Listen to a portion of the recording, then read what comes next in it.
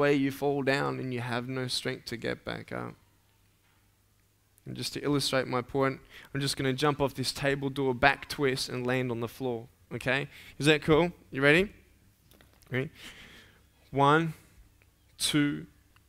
I'm joking, man. Are you serious? If I did that, I'll break my arm or something. All right. It's all good. Just breathe. It's all right. All right. So along the way, you might fall down like this. Ready? All right. So what do you do when you fall down? You get back up. Everybody knows to get back up. It makes sense, because if you start walking, you're not going to go anywhere.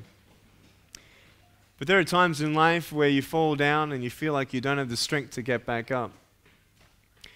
Sometimes you just don't know what to say to your kids anymore. Sometimes you don't know what to tell yourself anymore.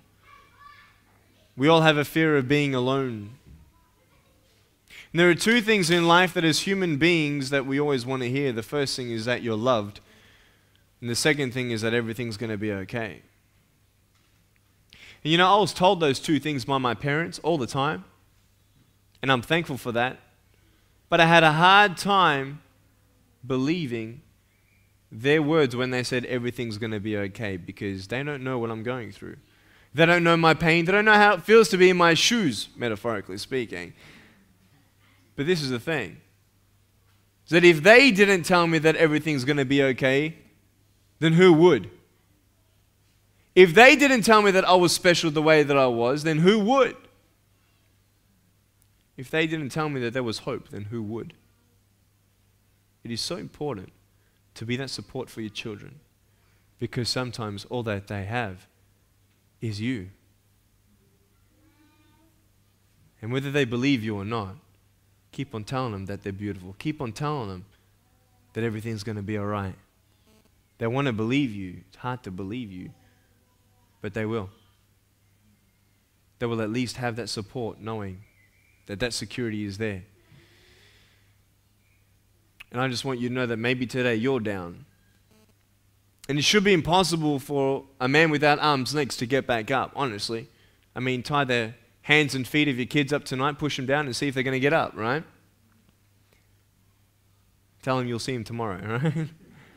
Thing is this, though, that if I try 100 times to get back up, and if I fail 100 times, if I decide to give up, I'm never going to get back up. And this is one of the things that I told your kids. I told them, when you fail, try again. When you fall down, get back up. Don't give up, get up. There is hope for you today just because you're here today. Because you have choices today that you can make. You can go to the shops today and either put a smile on your face at the cashier, or you can be grumpy and get frustrated because you're late. You can either get home and be stressed because of life and get all the things done that you need to get done, but you never hug your kids. You feel like your relationship with your kids get further and further away. All we can do is our best, guys. That's all we can do. Do your best. And I just want you to know that when you're down, you will find strength to get back up. I found my strength in Jesus Christ, and you're going to find your strength in whatever you find it in. But I want you to know that this is not the end. When you fall down, it's not the end. It's not where you are, it's how strong will you finish. And you'll find the strength to get back up like this.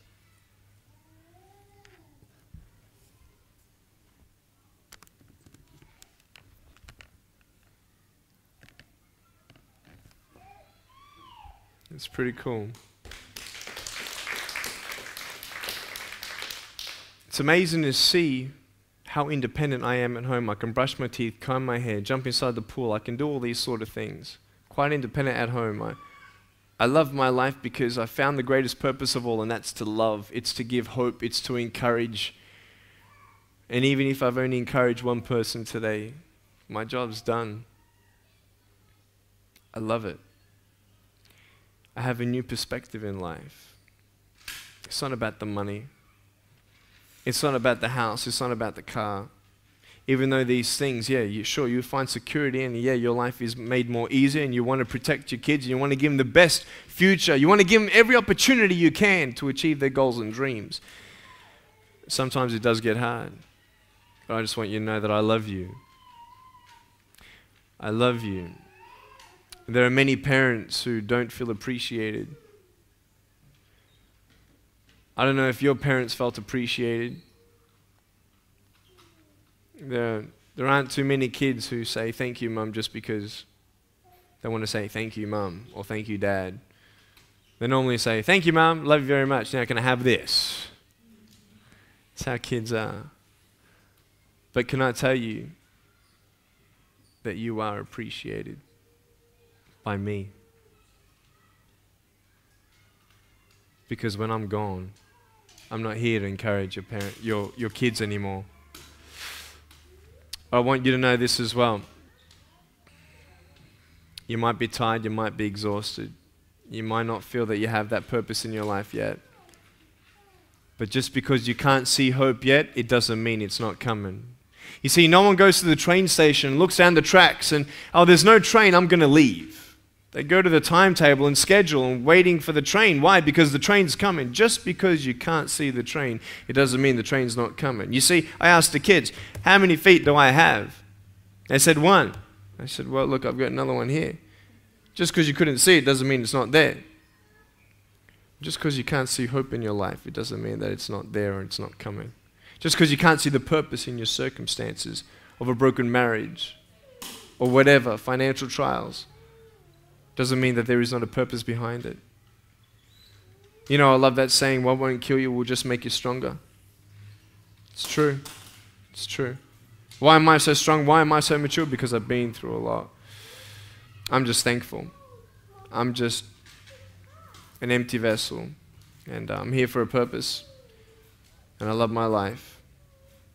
Knowing that every day is a choice to take a step this way or take a step that way. And I just hope you've been encouraged. I don't know exactly what you were expecting or anything like that. I mean, but those are the key principles that I shared with your kids today. Public speaking is quite a difficult thing for a lot of people to do. I was wondering if you ever get nervous, or were you nervous when you first started on the speaking circuit? When I was 13 years old, I was at high school here in Brisbane area, and there was one speaker who came and he spoke to all of our school, 1,400 people in high school from grade 8 to 12. And he had 7 minutes to talk, and within 3 minutes, a lot of people were crying, and I was even touched just by his story, his inspirational story, and you were encouraged. It was just amazing. And I sort of took a step back and I thought, well, he has an awesome job. I mean, he gets paid to do that. Go around the world and give people hope. Maybe one day I'll have a good enough story to tell. And so being invited to this little group, I said, well, you know, maybe let's try it out. So I did that, and then from those 12 people, word of mouth got out that, you know, I'm speaking now at youth groups and speaking at smaller churches. I used to be nervous a lot. Just before I got up, I'm like, when I get up on stage, I'm like, whoa, you know. But once I started, I was okay. And the more you speak, the better you get. I've had some training since that. So about 18 months ago, 2 years ago, I had about 8 months training on presentation, pitch and pace and volume with your voice and just eye contact and everything else. So, but I believe I have a gift for it because it's my passion. I'd rather do nothing else. I wouldn't do anything else than just get up on stage and be the center of attention. But it's beautiful when you see that purpose. So yeah, so I was nervous, and I just had a crowd of 100,000 people about 3 months ago in India, 100,000 people. And you had your blood pumping, you know what I mean? And it's just, wow. And I got up there and I just convinced myself it was just adrenaline. So you turn that into adrenaline and go. So it's good. Yeah. And I look back on my life, and I've been a workaholic. I've worked in earth moving equipment, and I've gone away for a little short time and come back weeks later, months later. Worked up in the Northern Territory and left me wife that I've been married to for 34 years. Wow. And now the 4 children I've got, 3 of the boys won't have nothing to do with me. And me wife says, well, you never spent time with them. when they needed you. And I realise now, and I actually rung my son this morning, and I said, Jono, I love you. And he said, look, Dad, I haven't got time to talk to you now. And I realised that if I'd spent more time with my kids and shared